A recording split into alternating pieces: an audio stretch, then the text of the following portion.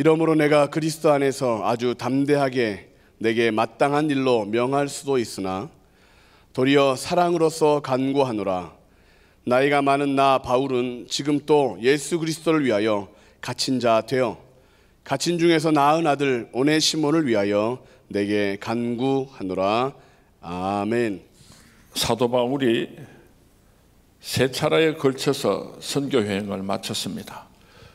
그리고 3차 여행이 끝난 후에 예루살렘 성도들에게 헌금을 전달하기 위해서 예루살렘으로 갔다가 동족 유대인들에게 고소를 당하여 로마 감옥으로 재판을 받으러 가게 되었습니다.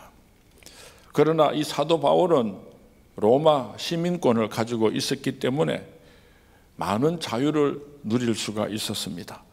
사도행전 28장 16절 이하의 말씀에 보면은 로마에서는 사도 바울에게 지키는 군사 한 명을 따로 배정해 주었습니다. 그리고 어느 정도의 바운더리를 정해주고 마음대로 다니면서 사람들도 만나고 복음도 전할 수 있는 그런 가택 연금과 같은 감옥 생활을 하게 되었던 것입니다. 이제 재판을 받고 죽음을 앞에 둔 사도 바울이지만은 그 로마 감옥에서조차도 그런 가만히 있지를 않고 예수 그리스도를 증거하고 복음을 가르쳤습니다. 누구를 전도했는가 하면은 어느 날 오네시모라고 하는 사람을 만나서 전도를 했습니다. 그리고 그 사람하고 교제를 시작하고 이런저런 이야기를 하다가 보니까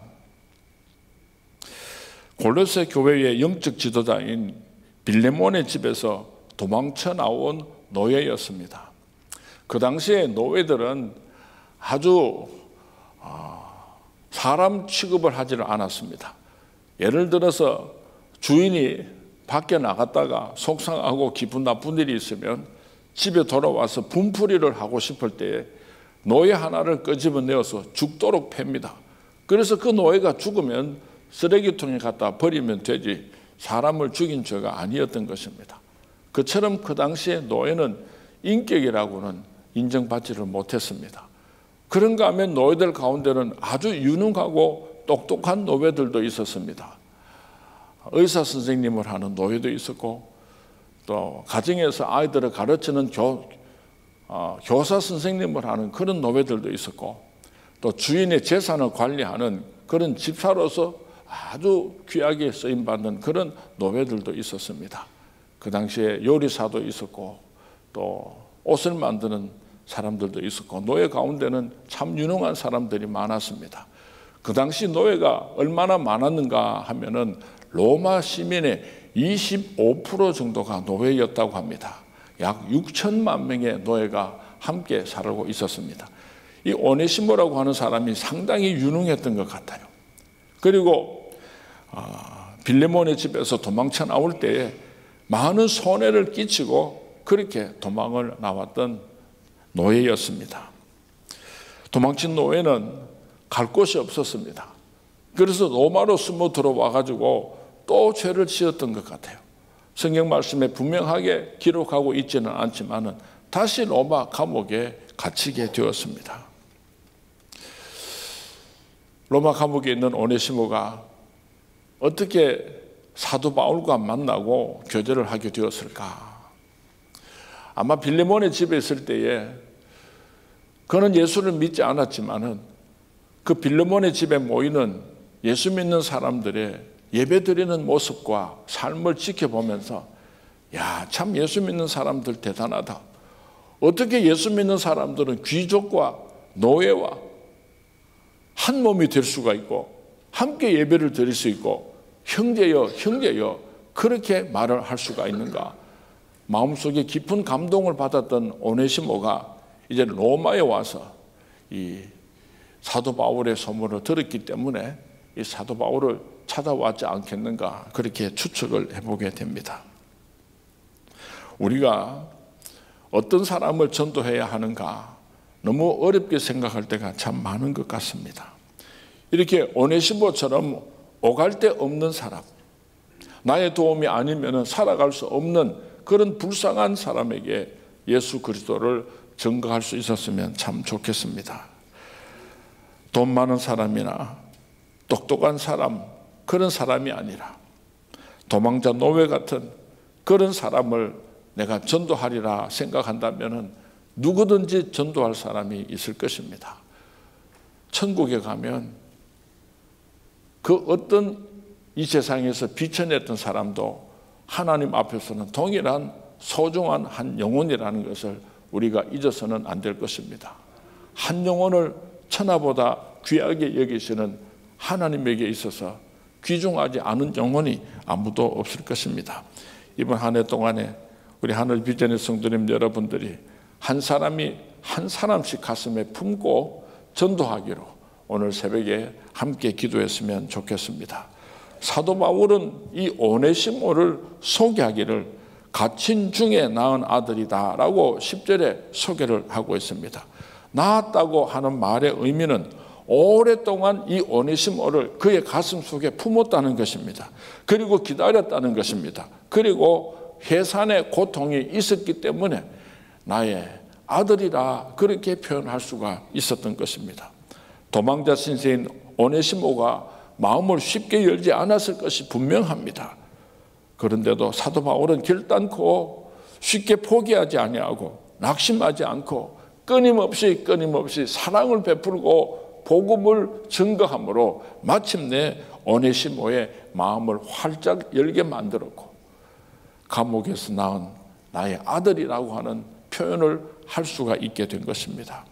우리들의 상황은 사도 바울보다도 훨씬 더 좋지를 않습니까? 우리는 죄수도 아닙니다. 우리는 감옥에 갇혀 있는 것도 아닙니다.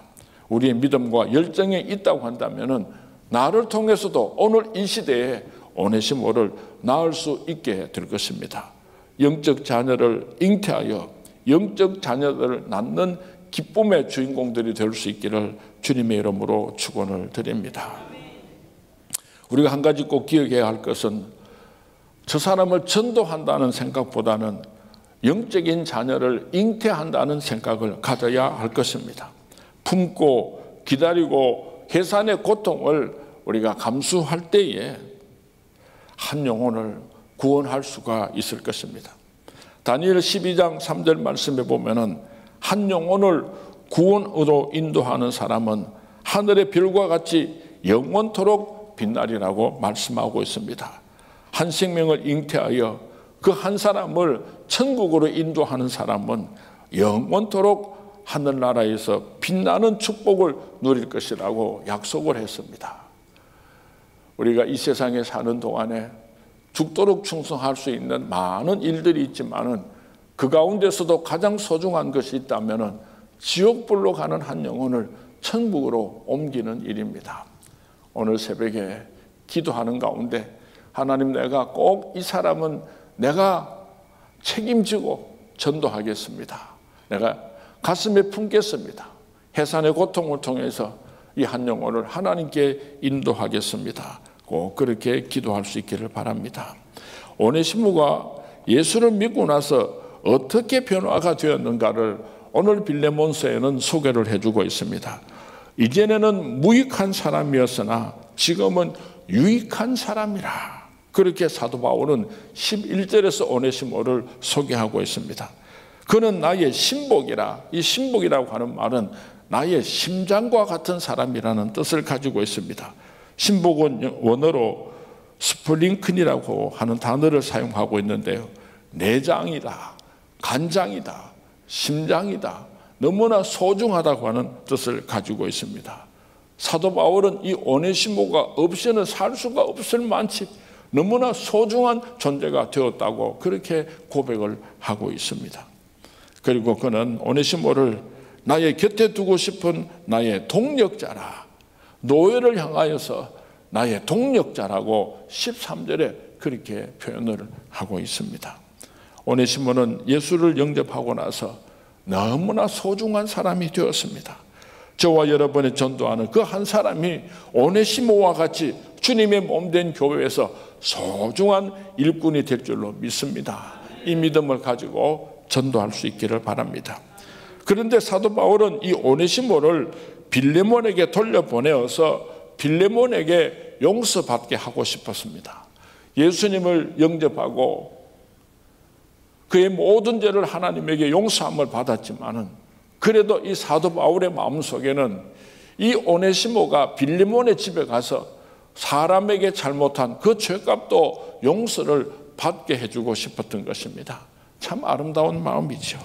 그래서 친필로 편지를 쓰게 되는데 이것이 바로 빌레몬서입니다. 한번 생각해 보시기 바랍니다. 성경 말씀은 66권으로 되어 있는데 그 중에서 제일 짧은 성경 말씀이 바로 이 빌레몬서입니다. 한 장밖에 되지 않는 그 옥중서신 편지가 어떻게 해서 66권 성경 가운데 그 소중한 한 권의 자리를 차지하게 되었는가? 너무나 소중하기 때문에 이 빌레몬서는 오늘 우리에게 매우 중요한 교훈을 던져주고 있기 때문인 것입니다. 사도 바울은 아주 강직한 사람이었습니다. 좀처럼 다른 사람들에게 신세지기를 원치 않았습니다. 부탁하는 일을 하지 않았던 사람입니다. 선교 여행에 필요한 비용도 천막을 지어서 스스로 자비량으로 선교비를 감당하려고 할 만치 다른 사람들에게 구차한 이야기하는 것을 매우 싫어하는 사람이었습니다. 그럼에도 불구하고 오늘 이 오네시모를 빌레몬의 집으로 돌려보내면서 간절한 편지를 쓰고 있는 것입니다. 그 편지를 어떻게 쓰고 있는가 하면은 1절에서 7절까지 말씀해 보면은 빌레몬을 칭찬하는 말로서 편지를 쓰고 있습니다. 그리스도 예수를 위하여 갇힌 자 된 나 바울과 및 형제 디모데는 우리의 사랑을 받는 자요 동력자인 빌레몬과 자매 아비아와 우리와 함께 병사된 아키포와 또 내 집에 있는 교회 편지하노니 형제여 성도들의 마음이 너로 말미암아 평안함을 얻었으니 내가 너의 사랑으로 많은 기쁨과 위로를 받았노라. 빌레몬의 집안을 칭찬합니다. 그리고 그의 믿음과 사랑을 높이 칭찬하는 편지로 시작을 하고 있습니다. 고래도 칭찬은 고래도 춤을 추게 한다라고 하는 말이 있습니다. 어떻게 해서 이 말이 생겨나게 됐는가 하면은 웨스 킹슬리라고 하는 사람이 해상동물원에 가서 돌고래 쇼를 구경을 하는데 이 돌고래가 제주를 잘 부리고 그렇게 싹 돌아오면은 조련사가 고기 하나를 입에 넣어주면서 뭐라고 이야기를 해요. 또 이 돌고래가 그렇게 묘기를 부리고 또 이 조련사에게 싹 찾아오면은 또 고기를 입에 하나 넣어주면서 귀에다가 뭐라고 이야기를 하는 거예요. 이 웨스 킹슬리라고 하는 사람이 무슨 말을 하는지 하도 궁금해가지고 그날 다 이제 끝이 나고 나서 그 조련사를 찾아가서 물었어요. 아니 당신이 그 돌고래 귀 속에다가 뭐라고 수근수근 하는데 도대체 무슨 말을 하는 겁니까? 무슨 말을 하길래 저 돌고래가 저렇게 춤을 잘 춥니까? 하고 물으니까 칭찬해 준다. 그래서 칭찬해 준다. 그래서 이 사람이 큰 감동을 받고 책을 쓰게 되었는데 그 책의 이름이 바로 칭찬은 고래도 춤을 추게 한다라고 하는 책을 쓰게 되었다고 합니다. 우리 가정에서도 서로 칭찬 많이 했으면 좋겠어요. 여러분들 자녀들에게도 칭찬 많이 했으면 좋겠어요. 여러분 목사님에게도 칭찬 많이 했으면 좋겠어요. 목사님이 성령 충만하고 목사님의 말씀에 가장 큰 은혜가 될 때가 언제인가 하면은 여러분들이 활짝 웃는 얼굴로 목사님 손을 꼭 붙잡고 목사님 사랑합니다. 목사님 말씀으로 제가 얼마나 큰 은혜를 받는지 모릅니다. 이러면요 목사님 신이 나가지고요 얼마나 열심히 기도하고 말씀 준비하겠습니까? 여러분 가정에서도 아내가 음식을 만들어 올 때 어쩌면 이렇게 맛있어요. 그렇게 칭찬하면요 얼마나 여자들이 행복하겠습니까?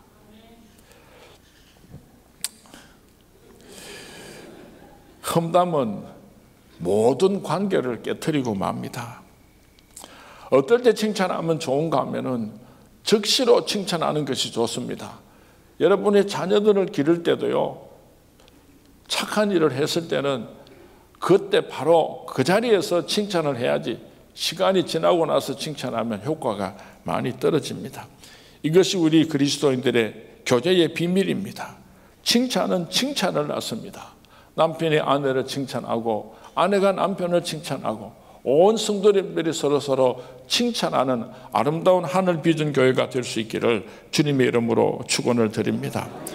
사도 바울과 빌레몬은 같은 동력자이었지만은 나이나 영적인 권위에 있어서 사도 바울과 빌레몬은 비교할 수가 없었습니다.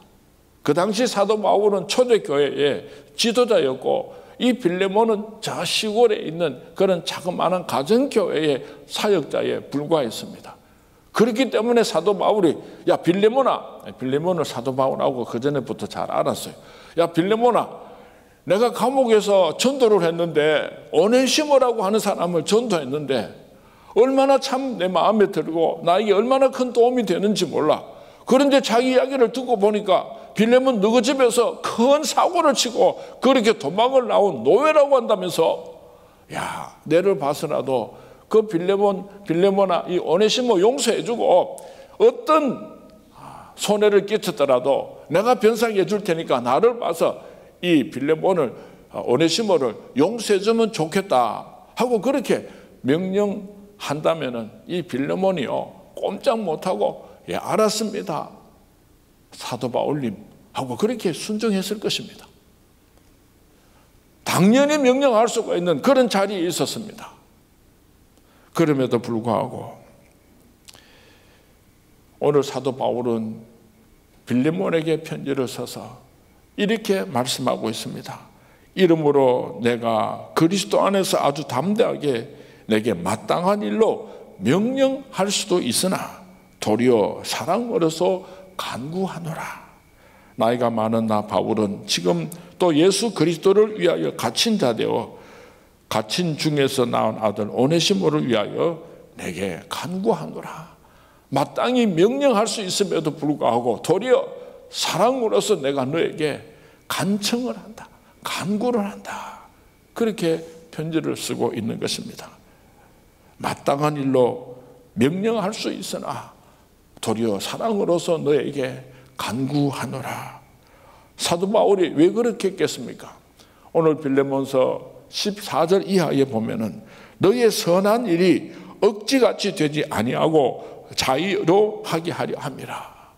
너의 선한 행위를 내가 명령을 해버리면은 빼앗겨 버리기 때문에 네가 스스로 결정하고 네가 스스로 이 오네시모를 용서해 줄 수 있도록 내가 너에게 사랑으로서 간구한다. 사도 바울은 그렇게 자기 마음을 설명하고 있습니다. 오늘날 우리가 많은 경우에 명령을 할 때가 얼마나 많은지 모릅니다. 남편이 아내에게 당연하게 명령할 때가 얼마나 많습니까? 부모님이 자식에게 당연하게 그렇게 명령을 해버릴 때가 얼마나 많습니까? 직장에서 내가 상사라고 하는 이유로 직원들에게 당연하게 그렇게 명령을 해버릴 때가 얼마나 많습니까?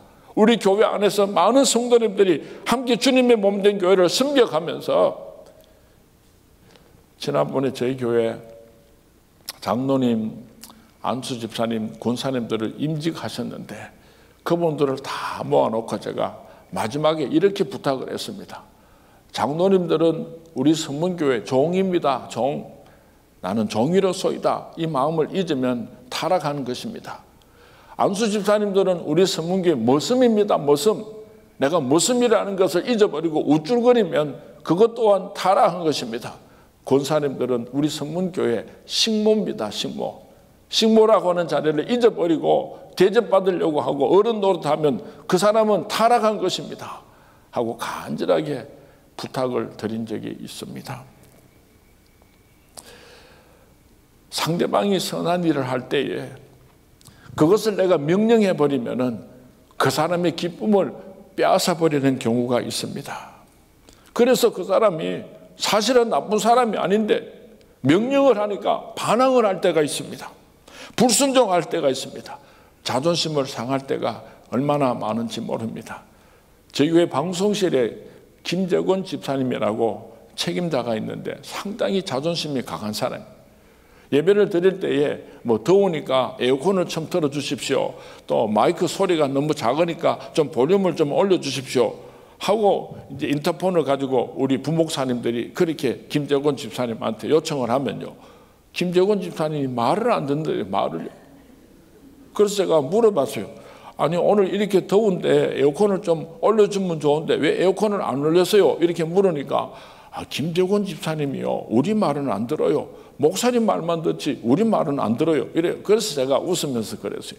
똑같은 말이지만 어가 다르다고. 부탁을 했으면 즐거운 마음으로 김재권 집사님께서 순종을 했을 텐데 명령조로 말을 하니까 불쾌해서 그렇게 무시한 거라고.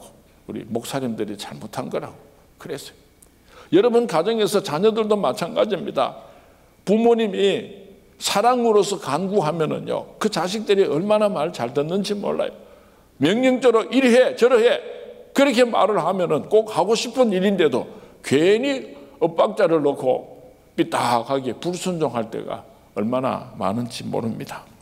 교회에서, 가정에서, 사회에서 내가 마땅히 명령할 수 있는 자리에 있을 때, 그런 위치에 놓여 있을 때도 그리스도의 사랑으로서 도리어 간구하는 하늘 비전의 성도님들 될 수 있기를 주님의 이름으로 축원을 드립니다.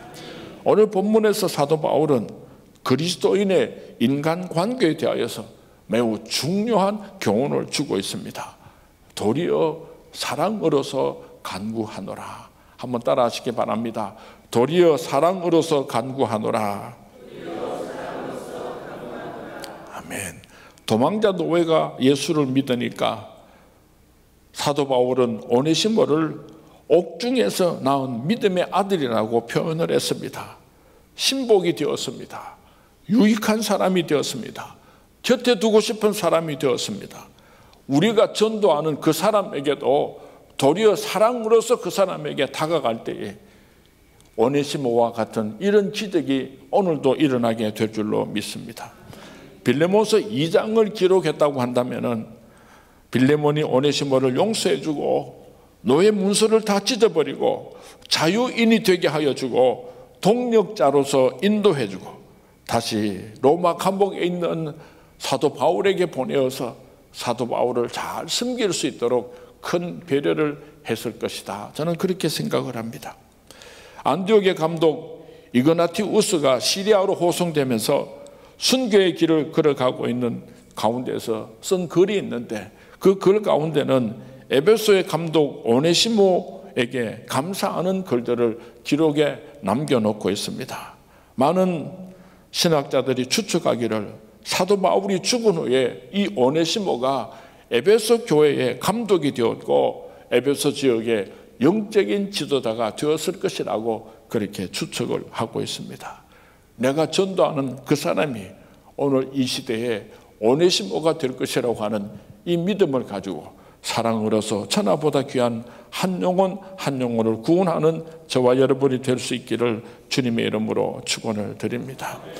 오늘 보면 이 오네시모는 성경 말씀 66권 가운데 단 한 장으로 기록된 하나님의 귀한 말씀입니다. 이 말씀 속에는 어떻게 초대교회가 세상을 정복하고 로마의 국교가 될 수 있었는가 하는 비밀을 우리에게 가르쳐 주고 있습니다. 오늘 본문에 등장하는 세 사람은, 한 사람은 사도 바울입니다. 이 사도 바울은 그 시대의 귀족이었습니다. 로마 시민권을 가지고 있는 사람이었습니다. 빌레몬은 평민이었습니다. 그러나 돈이 많은 사람이었습니다. 오네시모는 노예였습니다. 그 당시에 귀족과 평민과 노예는 서로 어울릴 수가 없었습니다. 신분 자체가. 로마가 세계를 정복했습니다. 얼마나 그 당시 로마가 세계를 정복을 넓게 했는가 하면은 세계 모든 길은 로마로 통한다. 어느 곳에 있든지 걸어가면은 로마로 갈 수 있다. 얼마나 로마가 큰 나라가 되었는지를 우리가 짐작할 수 있습니다. 로마가 다른 나라를 정복하고 그렇게 로마가 그 나라의 영토를 넓혀갈 때에 제일 먼저 하는 일이 무엇인가 하면은 그곳으로부터 시작해서 로마로 가는 길을 만듭니다. 도로를 만들고는 그 전쟁 때 참여했던 군인들이 자기 집으로 로마로 돌아올 때에 이 햇볕에 그렇게 고통을 당하지 않게 하려고 나무들을 다 심었어요. 소나무들을. 그래서 전쟁터에 나갔던 로마 군인들이 자기 집으로 돌아올 때는 닦아놓은 그 길을 통해서 심어놓은 그 나무들의 그늘을 통해서 그렇게 로마로 돌아올 수 있도록 할 만치 로마는 거대한 나라였습니다. 로마는 세계를 정복하고 엄청나게 많은 금덩어리와 또 그런 재산들을 가지게 되었고, 전쟁에 참석했던 그 모든 로마 군인들은 고향으로 돌아와서 행복하게 살 수 있도록 많은 보상금을 주었습니다. 그래서 전쟁에 참여했던 그 군인들이 자기 집으로 돌아와서 경제적으로는 아무런 어려움 없이 행복하게 잘 살아갈 수 있지만은, 전쟁터에 나가서 피맛을 보고 사람을 죽이고 전쟁에 참여했던 이 군인들의 마음속에는 또 피를 보고 싶어하는 그런 아주 무서운 병이 들어 있었던 것입니다. 그래서 로마를 정치하는 사람들이 가만히 생각을 해보니까 언젠가는 저 시민들이 폭동을 일으킬 것만 같았습니다. 어떻게 하면은 저 로마 시민들의 그 마음속에 피를 갈구하는 그 피를 다시 보고 싶어하는 저 욕망을 어떻게 채워 주어야지, 그걸 좀 충족시켜 주어야지, 그래도 저 사람들이 그렇게 폭동을 일으키지 않고 살겠는데, 그래서 고안해낸 것이 바로 원형극장입니다. 원형극장을 20만 명이 사는 도시는 2만 명이 들어갈 수 있는 원형극장을 만들고, 50만 명이 사는 도시에는 5만 명이 들어갈 수 있는 그 전체 도시의 인구의 10분의 1을 수용할 수 있는 엄청나게 큰 콜로세움을, 그런 원형극장을 만들어서 그 원형극장 속에서 무엇을 하는가 하면은요, 사람이 사람을 죽이는 것을 보여주는 겁니다. 그러면은 막 그 카타르시스, 전쟁터에 나가서 피맛을 보고 그래서 피에 대한 향수가 있었던 로마 시민들이 그 죽어가는 사람들이 피를 보면서 열광을 합니다. 막 고함을 지르고 막 좋아서 어쩔 줄은 모르고, 그렇게 요즘 스포츠가 그런 요소들을 가지고 있습니다. 사람들이 가지고 있는 내면의 그런 그 불만들을 막 스포츠를 보면서 막 고함을 지르고 그렇게 해서 표출해서 좀 그 불만을 해소시키려고 하는 그런 좋지 못한 의도들을 가지고 있습니다. 그래서 그 원형극장 속에서 얼마나 많은 사람들이 죽어갔는지 몰라요. 자꾸만 사람들이 잔인해지니까 나중에는 굶주린 사자들을 풀어놓고 예수 믿는 사람들을 그 속에 집어넣어가지고 그 사자에게 물려서 죽어가는 모습을 보여주니까 막 군중들이 막 열광을 하는 거예요. 그래서 예수 믿는 사람들을 그 원형극장 속에 집어넣어서 많이 죽였습니다. 그런데 참으로 놀라운 것은요, 그 원형극장 속에는 귀족들이 들어가는 거예요. 일반 평민들도 들어가는 거예요. 노예들도 들어가는 거예요. 그 당시에 이 세 분류의 사람들은 서로 사랑하고 교제하고 존중하고 이런 일들이 불가능했습니다. 계급적으로. 그런데 예수 믿는 사람들은 그 원형극장 속으로 들어가면서 서로 어깨동무를 하고 형제여. 귀족인 노예를 보고 형제라고 부릅니다. 사자가 나타날 때에 그 주인을 살리기 위하여서 목숨을 걸고 앞장서서 그 사자 앞으로 뛰어가는 그런 노예가 있고, 사랑하는 노예를 살리고 싶어서 귀족이 그 사자의 입에다가 자기 얼굴을 들이대면서 그렇게 순교해 가면서도 서로 다른 사람을 살리려고 서로 사랑하고 부둥켜 안는 그 장면을 한번 상상해 보시기 바랍니다. 그래서 피맛을 본 로마 시민들이 피맛을 보기 위해서 그 원형극장에 들어왔다가 예수 믿는 사람들이 순교하는 장면을 보고 얼마나 큰 감동을 받았는지 몰라요. 귀족들이 집으로 돌아가면서 생각을 합니다. 야, 예수 믿는 사람들 대단하다. 도대체 예수님이 누구시길래 죽음 앞에서 저 귀족과 노예가 형제가 될 수가 있는가?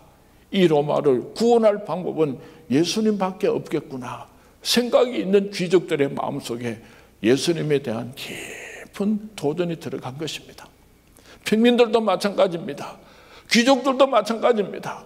도대체 예수 그분이 누구이길래 귀족과 노예가 한 몸이 될 수 있고 한 형제가 될 수 있고 죽음 앞에서도 서로 내가 먼저 죽겠다고 서로 목숨을 내어놓고 그렇게 마지막까지 그 사랑을 실천할 수가 있단 말인가.